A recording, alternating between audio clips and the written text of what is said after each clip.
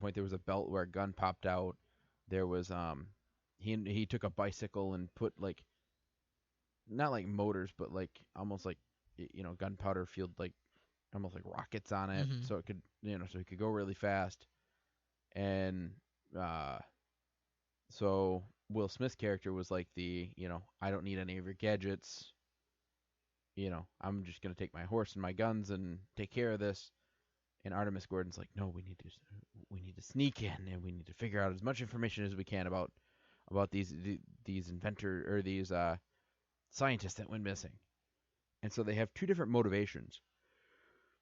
And so it's kind of like they're two completely different people, but they end up meshing together really well. So overall, and I mean it is a really kind of wacky movie. It's not meant to be like a serious like I Robot or anything, but it is a wacky movie. Not quite as wacky as A Million Ways to Die in the West, but kind of the same concept. So it was really good. I really like it. It was one that I liked as a kid. I still like to this day. And again, it could just be the fact that for some reason, I like movies that have technology in them that look like it could have been invented in that time period, Mm-hmm. but it wasn't. I was gonna say it has a very like steampunkish sort of vibe to it. Kind So of. Anyway, so it was a really good movie. It was directed by Barry Sonnenfeld. Sonnenfeld? Sonnenfeld. And written by Jim Thomas. Um, and like I said, it starred Will Smith and Kevin Kline and Keith Brannigan. So overall, it was a good movie. Like I said, it was pretty wacky. I would recommend it. Um, there was one, um, but it was a good movie. There was a lot of really weird like facial hair going on. mm-hmm. Like I don't know if did you look at a picture of Lovelace? I don't know if I got a picture of him, but That guy. oh, okay, yeah. He's got like this weird goatee thing going on. Yeah, a little Hunger Games vibe To going where on. it like comes down like the bottom of his jaw and then it like goes up to the side and then comes back. It looks like there's two little legs laying on his face. And then it like comes up and goes like around his mouth. It's really weird It looking. looks like a little beetle butt. Kind of. Yeah. Kind of. And then he's got like the big like kind of curly mustache. I may have to check this movie out. Not top of my list, but I'll definitely have to check it out. Well, for if you have time tonight, we can watch it tonight. Salma Hayek, I love that woman so much. Like, She's really good too. she's a goddess. She's really good too. The last thing I saw her in, I'm kind of embarrassed to say this, but I did watch Sausage Party, and it's so wrong. It's horribly offensive. Like, but at the same time, like, I did not know. Like, when I saw it, I didn't know that I had to see Salma Hayek as a lesbian taco. Like, that was so kind of offensive, but also like really funny in the moment. Like, I don't know. It's one She- of those she movies where can you do- can't help but look away, or you can't help like you can't look away.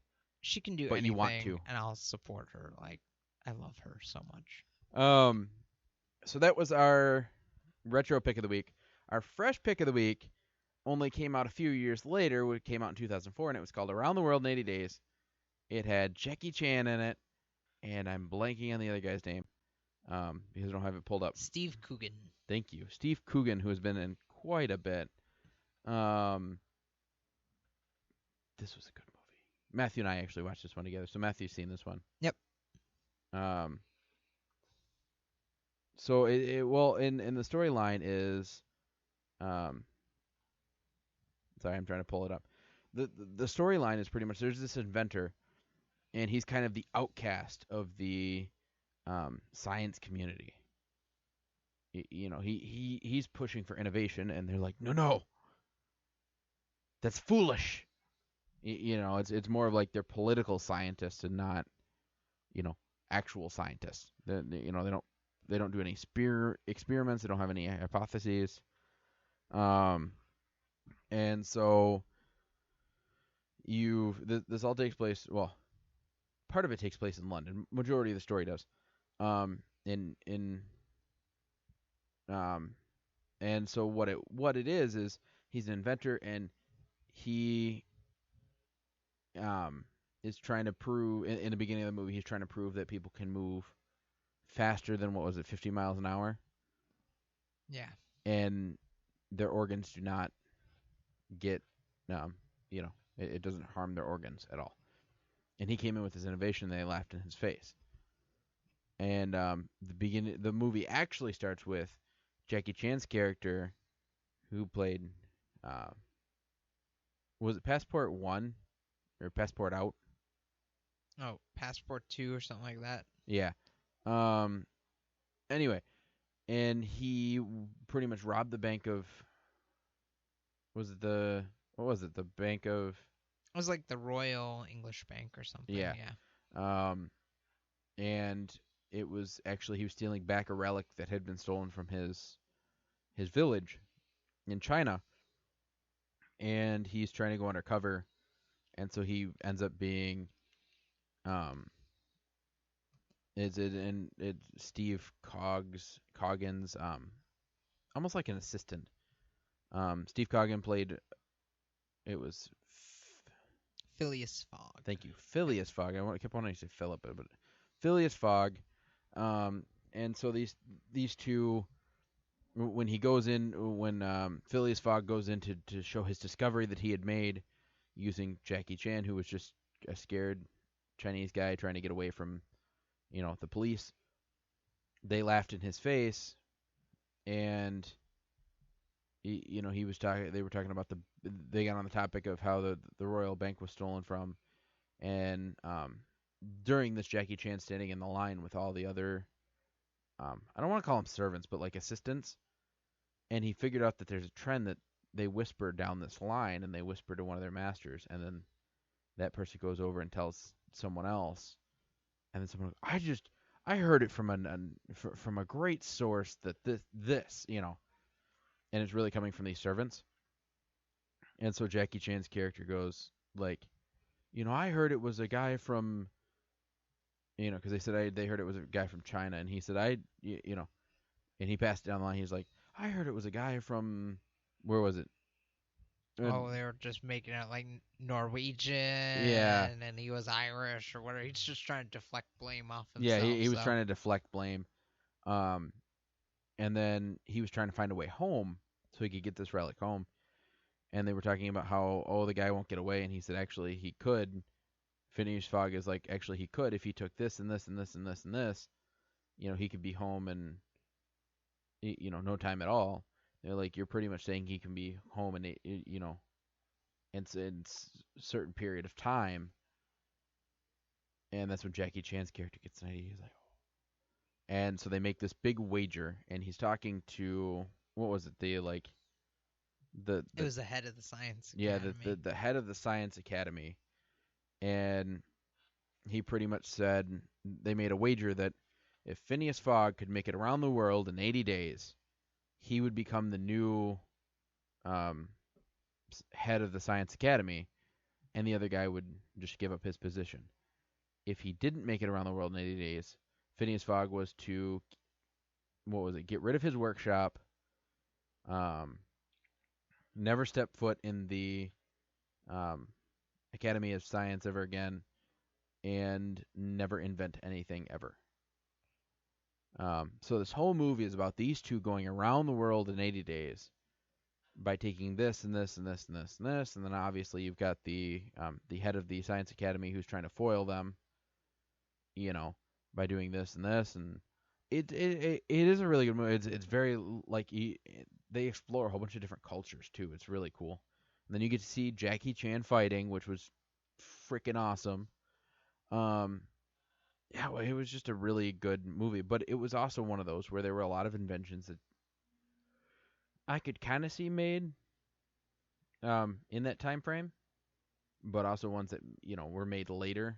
Like they have the Wright brothers were in there at one point, and they made a fun of they're literally making fun of everything. They made fun of art at one point because they met this artist along the way, and he's flipping through her book, and you had the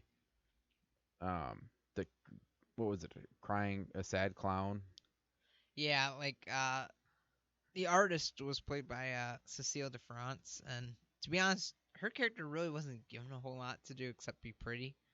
Um, but she was kind of charming in the movie, I guess. Like that's about the most I could say. But yeah, she had this book, and essentially it was kind of parodying, different famous artworks. Like one I think was called like a sad clown, and hers was an angry clown instead. Right. The other one was like the dogs playing, poker, and she did, her own variation of that. So there are a lot of like little details throughout the movie. Whether it's, you know, knowing your art history, knowing your just general history, like world history. Well, and like at one point they're standing in this warehouse, and a light turns on, and you see like half of the Statue of Liberty. Yeah. And one person goes, "What's there?" And the girl goes, "That's a French lady." And I think they're in France at this point, I think. Um, No, I think they were. No, I think they were in America at that point. Were they? 'Cause they hadn't crossed the. Oh, I'm mixing up my seas now. Atlantic, right? I think I got that right. right.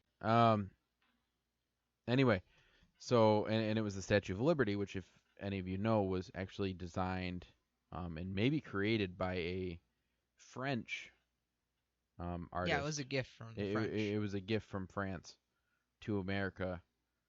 And so that was kind of a funny joke that I got. And I got that off of National Treasure too. And that's the thing. Like the movie is just full of all these like visual gags. There are also like tons of cameos, which I will say, like the cast in this movie, like they have some really just delightful people. Like I honestly didn't care for Fogg, Steve I liked Coogan's him. character. Like I thought he was a little over the I top. loved it. But at the same time, I love Steve Coogan. Like I could watch him and I just find enjoyment out of it. Well, So. he's been in a lot too. Oh yeah. I'm trying to think of some of the other movies he's been in. Because I know there have been some where he's had shorter hair. What has he been in? But you get a lot of cool cameos in this movie. Even like John Cleese is at the end. He was in Despicable Me too. Who was he in Despicable Me 2? He plays in 3 too. Fritz Fritz. and Silas Ramsbottom. Oh man, I need to rewatch them. I didn't see 3, so I have no idea what it is. He also played in Secret Life of Pets. He played Ozone. He's got a great voice though. That's why. So He he's really good does. for animation. Like I said, I could listen to his voice all day. I don't know what it is about it, but He played. I'm trying to look for the. He played in The Other Guys. He played David Urshon. Tropic Thunder. Hamlet 2. I feel like he's played in a lot more than I'm finding. Or I'm not to the right time period yet, because I feel like he was a lot popular in kind of like the 90s.